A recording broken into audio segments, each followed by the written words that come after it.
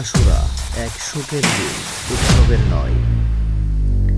হুসাইন রাদিয়াল্লাহু আনহু কাদার শিক্ষা দিয়েছেন, নাচার নয়।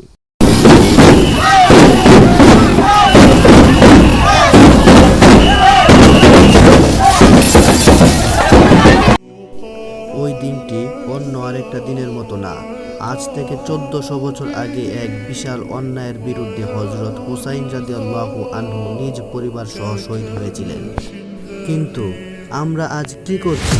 রাস্তা দিয়ে বাজছে ঢোল, হলুদের মতো রঙিন সাজসজ্জা, শুভযাত্রা, আর গানের তালে তালে মানুষ হাঁটছে। এই কি হুসাইনের আদর্শ? এই কি ইসলাম আমাদেরকে শিখিয়েছে?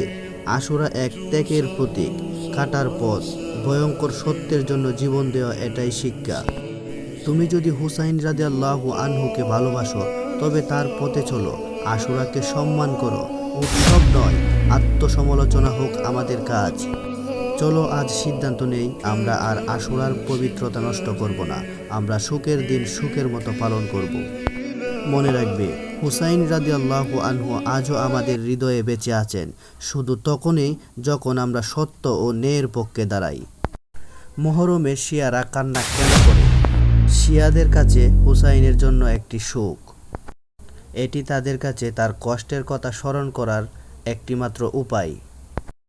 ওই দিন নিপীড়নের বিরুদ্ধে প্রতিবাদের একটি কাজ করেছিল হুসাইন রাদিয়াল্লাহু আনহু। তারা মনে করে আল্লাহর জন্য সংগ্রাম, জিহাদ, এবং এইভাবে তারা ইবাদত করে। মনে রাখবে, আসলেই তারা চরম ভুল করতেছে। এভাবে সুখ পালন করে তো তারা নিজেদের প্রতি জুলুম করতেছে। হে আল্লাহ, আমাদেরকে সঠিক জ্ঞান দান করুন এবং বোঝার তৌফিক দান করুন।